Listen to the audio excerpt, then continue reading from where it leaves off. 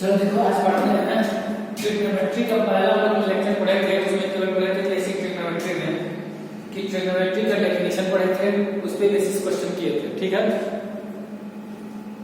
और जो नहीं कर पाए, जो अभी तक नहीं सेंड किए, उनका काम है सॉल्व करके मेरे व्हाट्सएप नंबर पे मेरा वाला होमवर्क सेंड करेंगे, ठीक है।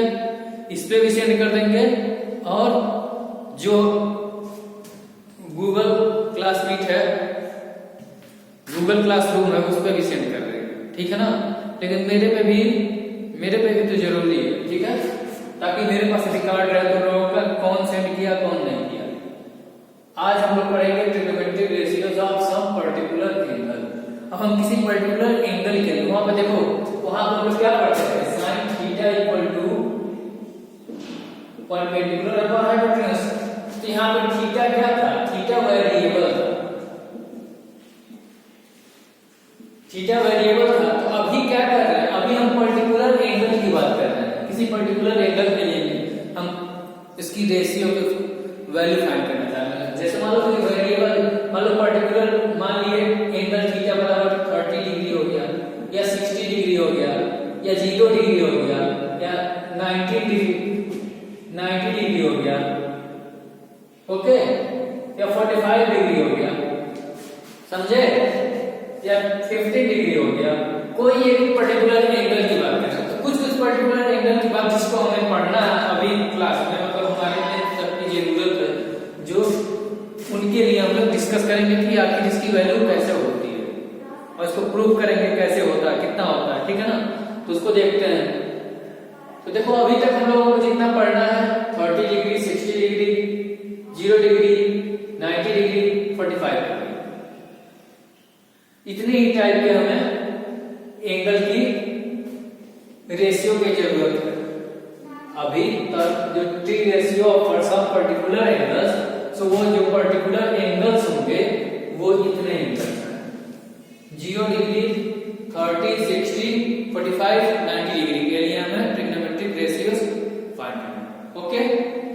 देखो सबसे पहले हम करते हैं 30 डिग्री एंड 60 डिग्री के लिए, क्योंकि ट्रिग्नोमेट्रिक रेशियो हमें एक, हम क्या करते हैं इसके लिए, देखो इसका डिराइव करने के लिए कैसे, इसकी वैल्यू कैसे मिलेगी, एक हम बनाते हैं इक्विलैटरल ट्रायंगल। अब आप लोग पढ़े होंगे इक्विलैटरल ट्रायंगल की स्पेशलिटी क्या होती है। इक्विलैटरल ट्रायंगल क्या होता है, सभी साइड बराबर होते हैं, सभी एंगल बराबर होता है। तो अगर हम मान लेते हैं इसका साइड 2a, इसका भी साइड 2a होगा, ये भी 2a होगा, और ये भी पढ़े हो कि इक्विलैटरल ट्रायंगल में किसी एक वर्टेक्स के सामने वाले साइड में परपेंडिकुलर जब ड्रॉ करते हैं, जब परपेंडिकुलर ड्रॉ करते हैं तो क्या होता है, देखो अब क्या किए हमारे ट्रायंगल है ए बी सी, ए से हम क्या किए परपेंडिकुलर ड्रॉ किए हैं बीसी के, तो कहां पर किया डी।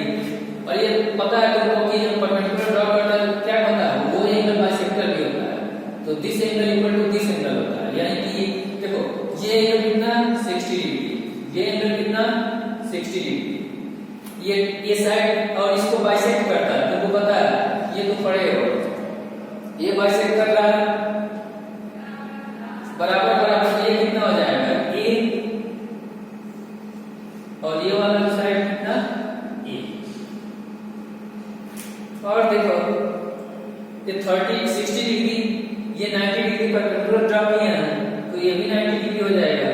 तो 90 और देखो ये 90 डिग्री, ये 60 डिग्री, तो ये वाला बचा एंगल कितना हो जाएगा, तीनों एंगल का सम कितना होना चाहिए 180, तो ये कितना हो जाएगा 30 डिग्री।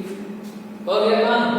अब देखो इस साइड का लेंथ हमें पता है कि क्या चाहिए, ट्रिग्नोमेट्रिक रेशियोज चाहिए सभी, मतलब sine cos tan sec cosec जो भी सब कुछ चाहिए, इसके लिए 60 डिग्री और 30 डिग्री। तो देखो 60 डिग्री लेना रहेगा, तो अब देखो अब इस वाले ट्रायंगल की बात करो, इसमें से देखो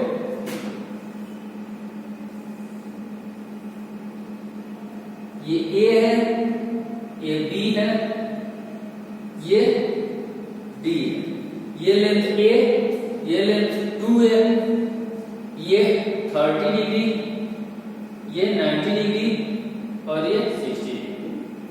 तो हमें देखो क्या चाहिए, कोई सा भी रेशियो निकालने के लिए हमें क्या पता होना चाहिए, उस राइट एंगल ट्रायंगल में तीनों साइड पता होना चाहिए। तीनों साइड पता होगा तो हम सभी रेशियोज निकाल पाएंगे। तो देखो कौन सा साइड नहीं पता है, AD नहीं पता है, तो AD की वैल्यू क्या हो जाएगी, पर यहां से पाइथागोरस थ्योरम से using PGT Pythagoras theorem, AD equal to क्या हो जाएगा, अंडर रूट में हाइपोटेनस का स्क्वायर माइनस बेस का स्क्वायर। हाइपोटेनस का स्क्वायर मतलब ओके। अब यहां से देखो कितना हो जाएगा, 4a square minus a square, मतलब कि कितना 3a स्क्वायर। अब देखो a स्क्वायर है, स्क्वायर रूट से बाहर आ जाएगा, क्या बचेगा अंदर, रूट 3 इंटू a, यानी AD का जो लेंथ आ गया, AD का जो लेंथ आ गया वो कितना आ गया, रूट 3a। अब देखो ये भी पता चल गया, रूट 3a। अब देखो अब जो भी तुम्हें वो वैल्यू चाहिए वो निकाल लो। कैसे निकालोगे, इसके सामने अगर 60 डिग्री चाहिए तो मैं देखो लिख रहा हूं, मैं साइन के लिए यही लिख रहा हूं, देखो sine 60 degree, sine 60 degree equal to क्या होता है, परपेंडिकुलर अपॉन हाइपोटेनस। वो तो कभी नहीं बदलने वाला, एंगल कुछ भी यहां पर बदल जाए वो नहीं चेंज होने वाला। तो इसकी वैल्यू क्या हो जाएगी, परपेंडिकुलर अपॉन हाइपोटेनस। देखो हाइपोटेनस सबसे लंबी साइड रहेगी, परपेंडिकुलर एंगल के सामने वाला क्या हो जाएगा, रूट 3a अपॉन 2a, ये एक टाइम से तो कितना आ गया, रूट 3/2। अब ये हम लोगों को याद रखना पड़ेगा। मानो कहीं क्वेश्चन में आ गया साइन 60 डिग्री की वैल्यू बताइए आप, तो क्या करेंगे, साइन 60 की वैल्यू अंडर रूट 3/2, ये याद रखना है। फिर देखो cos में आ जाओ, cos 60 डिग्री इक्वल टू क्या होगा, बेस अपॉन हाइपोटेनस होगा। cos के लिए क्या होगा, बेस। तो देखो बेस एक है, बेस की जगह पे क्या है, a है, बेस का लेंथ है a अपॉन हाइपोटेनस 2a। इसको यहां से कैंसिल करते हैं, कट करते हैं तो क्या हो जाएगा, 1/2। अब तुमसे मान लो कोई cos 60 डिग्री की वैल्यू पूछेगा तो क्या बताओगे, 1/2। इसे याद रखना पड़ेगा। और देखो tan आ जाओ, tan 60 डिग्री, tan 60 डिग्री क्या होता है, tan में एंगल जो भी हो परपेंडिकुलर अपॉन बेस ही होता है। तो परपेंडिकुलर यहां पे क्या है, इस कंडीशन में root 3a divide by a से कैंसिल, क्या होगा, ओके। 60 डिग्री के लिए sin cos tan मिल गया, sin cos tan मिल गया। तो इसका रेसिप्रोकल या उल्टा क्या होता है, इसका रेसिप्रोकल sin का cosec होता है। तो cosec 60 डिग्री की वैल्यू कितनी होती है, इसका उल्टा रिवर्स कर दो, रेसिप्रोकल कर दो, 2/√3। और cos का क्या होता है, sec होता है 60 डिग्री, ये हो जाएगा 1/2, 2/1 मतलब 2। और देखो tan है तो इसका रेसिप्रोकल क्या होता है, cot, तो लिख लो √3, तो √3/1 लिख सकते हो ना, इसको क्या लिख दोगे, 1/√3। अब तुमको पिछली क्लास में मैं बता दिया हूं कि जब भी रहेगा sin theta into cosec theta तो इसकी वैल्यू 1 होगी। कैसे होगी, cosec थीटा को 1/sin थीटा लिख सकते हैं, तो इन दोनों को कैंसिल कर दोगे तो 1 आ जाएगा, ठीक है ना। उसी तरीका से tan थीटा, ऐसे देखो कुछ भी हो, tan square theta into cot square theta रहेगा तो भी इसकी वैल्यू 1 हो जाएगी। बस यहाँ पर पावर जो है सेम होना पड़ेगा, अगर डिफरेंट रहेगा तो नहीं होगा, तो उसकी वैल्यू कुछ होगी, ठीक है ना, कुछ अलग आएगा। अभी देखो 60 डिग्री के लिए हम निकाल लिए, तो तुम्हें इसे नोट करो, फिर हम 30 डिग्री के लिए बता रहे हैं।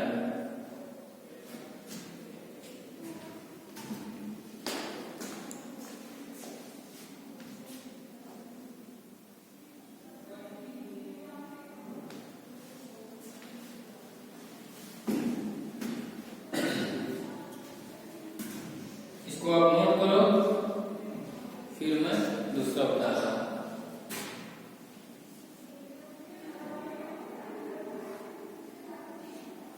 अब इस ट्रायंगल में क्या आते हैं,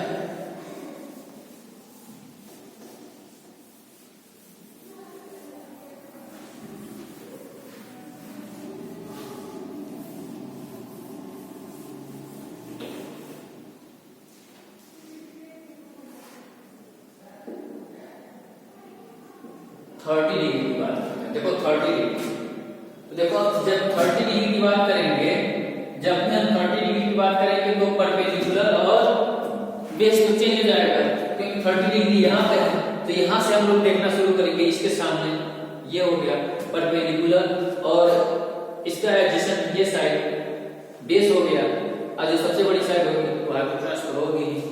तो साइन 30 डिग्री के लिए लिखेंगे क्या, perpendicular a upon hypotenuse 2a equal to a से कैंसिल हो गया 1 अपॉन 2। अब देखो cos 30 डिग्री इक्वल टू क्या हो जाएगा, बेस अपॉन हाइपोटेनस। तो cos 30 डिग्री के लिए बेस √3/a, ये हो जाएगा √3a/2a, ये दोनों कैंसिल कितना हो गया, √3/2। इसे तुम्हें क्या करना है, याद करना है। क्या करना है तुमको, याद करना है। और देखो tan में आ जाओ, tan 30 डिग्री की वैल्यू कितनी हो जाएगी, 30 डिग्री की वैल्यू देखो perpendicular upon hypotenuse, sorry perpendicular upon base, tan perpendicular upon base, perpendicular कितना है a, इसके लिए 30 डिग्री के लिए, और बेस क्या है √3a, इसलिए कैंसिल 1/√3, ऐसा है। अब देखो साइन का रेसिप्रोकल क्या होता है, कोसेक। 30 डिग्री की वैल्यू क्या हो जाएगी, 2/1 लिखते हैं, लेकिन ये 2 ही होता है, और यहाँ cos है, उसका क्या हो जाएगा sec 30 डिग्री इक्वल टू क्या हो जाएगा, रेसिप्रोकल करोगे 2/√3, tan है, इसका होता है cot 30 डिग्री की वैल्यू क्या होगी, √3/1/√3। ओके, समझ पाए, नहीं समझ में आएगा इसको फिर से देखना। कुछ नहीं किया हम, केवल एक राइट एंगल ट्रायंगल लिए हैं, राइट एंगल ट्रायंगल लिए, साइड बराबर बराबर लिए। देखो ये 2a इसलिए लिए ना, साइड को लिए थे कि हम लोग ये उसको परपेंडिकुलर ड्रॉप किए तो a/2 नाम आए, क्योंकि a/2 जब आ जाएगा तो उसको हम स्क्वायर करेंगे, फिर माइनस करेंगे तो कुछ लेंथी टाइप का आएगा कैलकुलेशन, इसलिए हम उसको बचने के लिए 2a ले लिए, ताकि उसको हम डिवाइड करेंगे 2 पार्ट्स में, तो एक पार्ट a बनेगा, दूसरा b हो जाएगा, इसलिए बस, बाकी कोई और रीजन नहीं है। अब देखो से हम किसकी वैल्यू फाइंड कर पाए अभी तक, 30 डिग्री एंड बोलो 60। अब हम इसको फाइंड करने जा रहे हैं, अब हम फाइंड करने जा रहे हैं 45 डिग्री, tan 45 मतलब trigonometric ratios for 45 degree, angle 45 degree के लिए। इसको मैं मिटाता हूं, पहले इसको एक बार देख लेते हैं, उसके बाद कैलकुलेशन करते हैं, इस पे बेसिस जो भी रहेगा।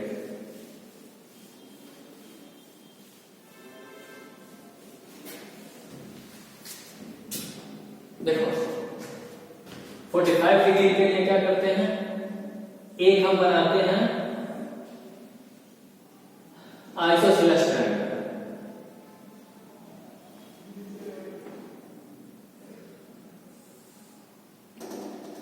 आइसोसेलेस ट्रायंगल क्या होता है, जिसमें 2 साइड इक्वल होता है और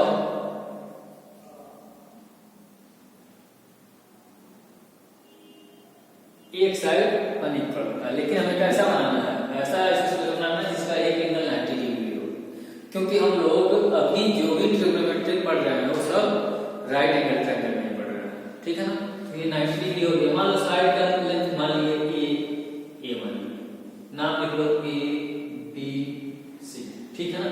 तो देखो तुम ही बताओ, ट्रायंगल के तीनों एंगल का सम कितना होता है? 180 डिग्री होता है। और ये तुम्हें पता है ये दोनों साइड बराबर है, तो जो साइड बराबर होता है तो उनके सामने का एंगल भी बराबर होता है। तो ये एंगल अगर 90 डिग्री है तो ये वाला एंगल मान लो थीटा है, तो ये भी थीटा होगा, क्योंकि ये इसके सामने का एंगल और ये इसके सामने का एंगल। ओके, तो इसके सामने का एंगल वही रहेगा, तो क्या हो जाएगा?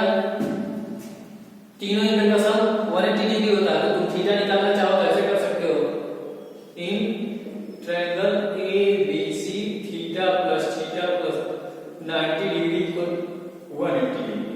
तो 2 थीटा इक्वल कितना आ जाएगा? इसको सब्ट्रैक्ट कर दोगे, इधर आएगा तो माइनस जाएगा, कितना हो जाएगा? 90 degree. Theta equal to 45 degree. तीसरा में क्या मिला? हम जो चाहते थे, जो ट्रायंगल बनाना चाहते थे वो हमें मिल गया। कैसे?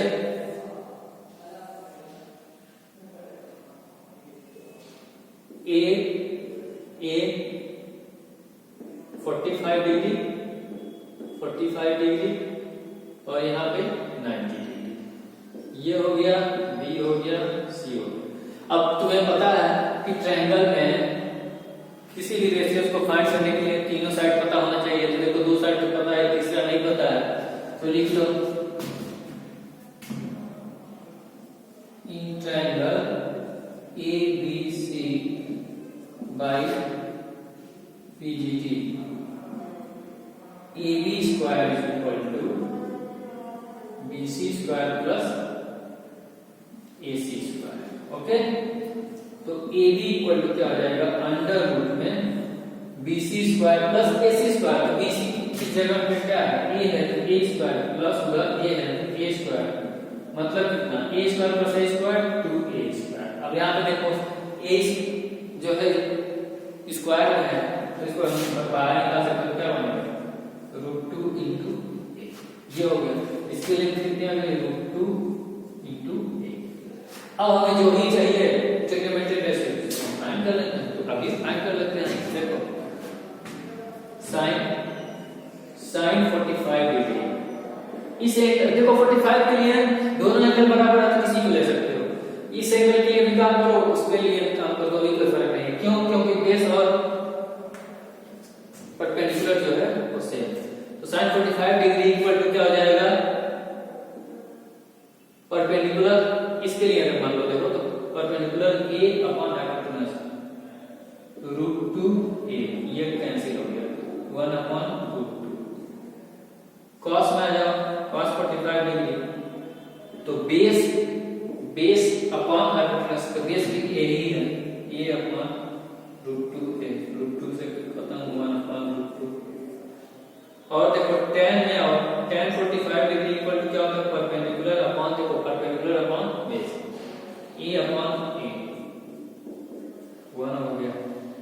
अब देखो इसका रेसिप्रोकल होता है cosec, तो लिख लो cosec 45 डिग्री, इसको रेसिप्रोकल कर दो, तो √2 बाई 1 मतलब √2। और यहाँ देखो cos है, cos का क्या हो जाएगा? sec 45 डिग्री, sec 45 डिग्री का क्या हो जाएगा? यहाँ इसका भी देखो रेसिप्रोकल करना पड़ेगा, तो √2 बाई 1 हो जाएगा, यानी √2। और यहाँ देखो tan है, इसके नीचे 1 लिख सकते हैं ना, तो tan का क्या होता है? cot 45 डिग्री, क्या हो जाएगा? रूट, देखो 1 है ना, तो 1 बाई 1 1। तो tan के लिए इसके लिए हमें पता चल गया, इसका किसको पता लगा? 30 डिग्री, 60 डिग्री एंड 45 डिग्री। अब हमें क्या पता लगाना है? 0 डिग्री और 90 डिग्री। क्लास 10 तक के लिए इतना ही जरूरी है हमको। ओके, अब इस पे बेसिस हम क्वेश्चन करते हैं। 0 और 90 डिग्री तो हम बता देंगे तुमको, पहले इस पे कुछ क्वेश्चन कर लेते हैं, प्रॉब्लम कर लेंगे तो हम लोगों को क्लियर हो जाएगा। जैसे मान लो तुमसे क्वेश्चन कैसे पूछ सकते हैं? ऐसे sin 60 degree into cos 30 degree की वैल्यू आप बताइए क्या होगा। तो कैसे हम बताएंगे? देखो साइन 60 डिग्री की वैल्यू क्या होती है ये हमें याद होना चाहिए। हम लोग पीछे अपनी नोटबुक में देखो क्या लिखे थे, तुम्हें याद होगा तो साइन 60 की वैल्यू कितनी होती है, साइन 60 इक्वल टू होता है √3/2।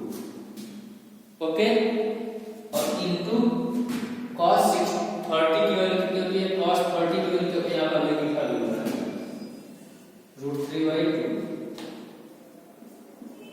तो इसको हम क्या लिख सकते हैं, √3 कर लो तो रूट हट जाएगा 3/4, ये हो गया आंसर। ऐसे क्वेश्चन आएगा, ये ऐसा दे देगा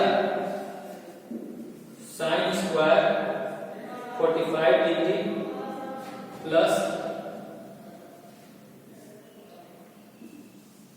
cos 45 डिग्री इंटू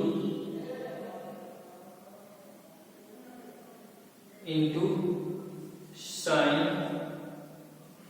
30 डिग्री, जो भी उसके मन में आएगा ऐसा क्वेश्चन बना सकता है। देखो अब इसको देखो, तुमको पहले भी बताया साइन स्क्वायर थीटा का मतलब ये होता है कि साइन, इसका मतलब ये होता है कि साइन थीटा का होल स्क्वायर। इसका मतलब कब करता ही नहीं होता है कि साइन का स्क्वायर इंटू थीटा, ये नहीं है। इसका मतलब है साइन ऑफ एंगल थीटा उसका स्क्वायर, समझे? तो ऐसा कहीं रहेगा तो ये नहीं समझना, इसको ऐसे नहीं समझना, इसको ऐसे नहीं समझना, समझना है ऐसे, ठीक है? जैसे मान लो sine to the power n theta, ऐसा इसका मतलब ये हो गया साइन थीटा की वैल्यू जो आएगी उसका पावर n किया गया। जैसे इसी क्वेश्चन में हम देखते हैं, जैसे देखो यहाँ पे है ना, तो इसको हम क्या लिखेंगे, साइन ऐसे लिख सकते हैं। एक स्टेप पे लिखने की जरूरत नहीं है, लेकिन मैं लिख रहा हूँ, ओके, ऐसे लिखेंगे। तो अब देखो साइन 45 की जो वैल्यू आएगी उसका स्क्वायर करना है। साइन 45 की वैल्यू कितनी आएगी, 1/√2, इसका स्क्वायर कर दो, प्लस देखो cos 45 की वैल्यू 1/√2 इंटू साइन 30 की वैल्यू कितनी हो जाएगी, 1/2।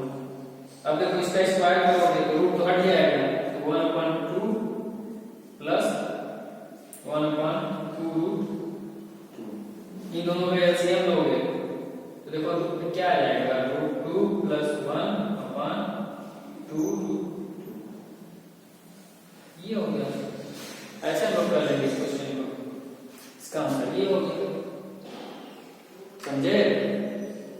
इसी तरीके से और क्वेश्चन हम लोग बना सकते हैं। क्वेश्चन कुछ भी हो दे सकता है ना, मान लो ऐसे दे दिया sine 60 degree minus cos 45 degree upon sine 60 degree plus cos 45 degree. मान लो ऐसे क्वेश्चन दे दिया तो हम क्या करेंगे, सीधा सा सिंपल पुट करेंगे वैल्यू, क्या लिखेंगे, क्या लिखता है कि नहीं तुमको, चलो इसको इधर सॉल्व करते हैं। अब इनको मिटा देते हैं, इनकी जरूरत नहीं है हमको।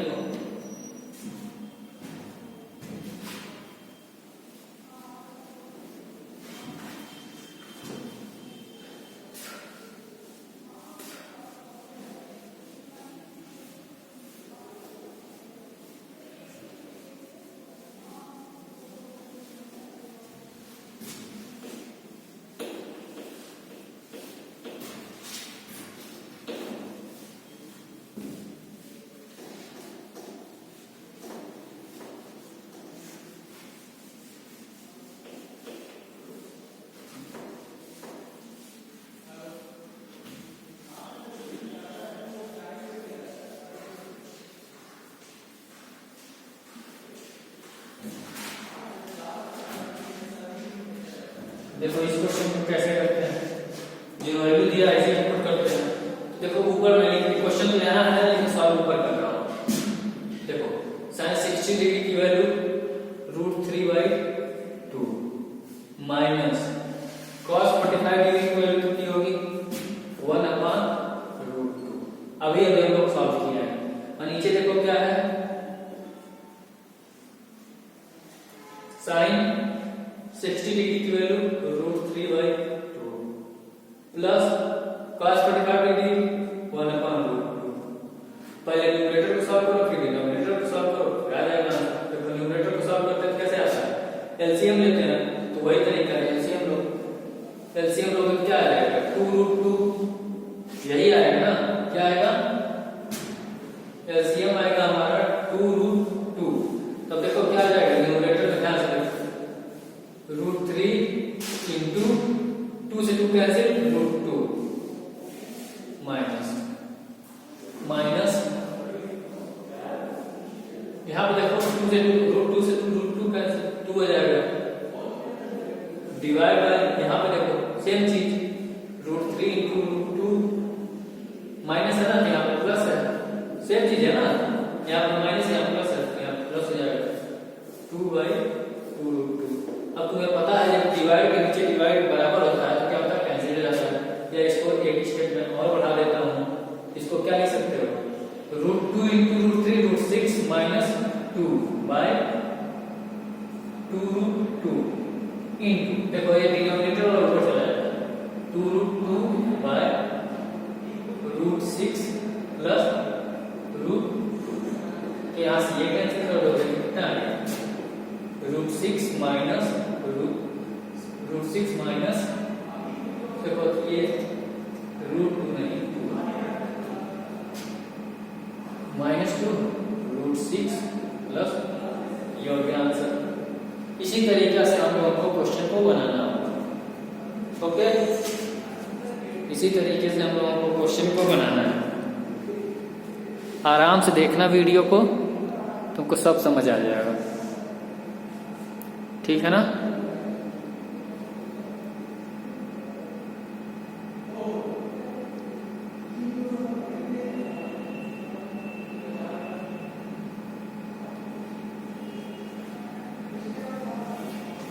इन क्वेश्चन को करना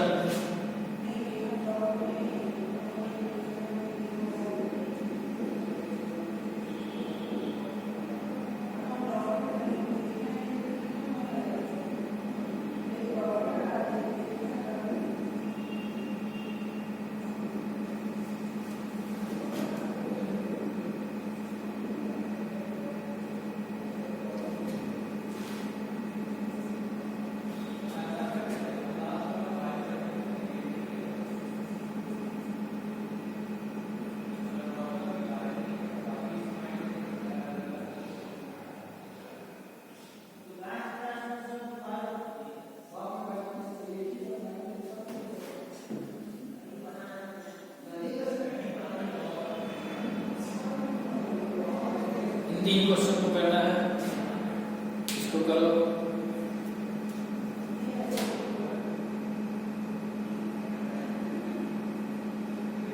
अब आगे जो नेक्स्ट क्लास होगी अपनी, उसमें हम लोगों को बताना है 0 डिग्री की वैल्यू और 90 डिग्री की वैल्यू कितनी होगी, और ये जो जितने तीनों के रेशियो बताया है उसको याद रखना।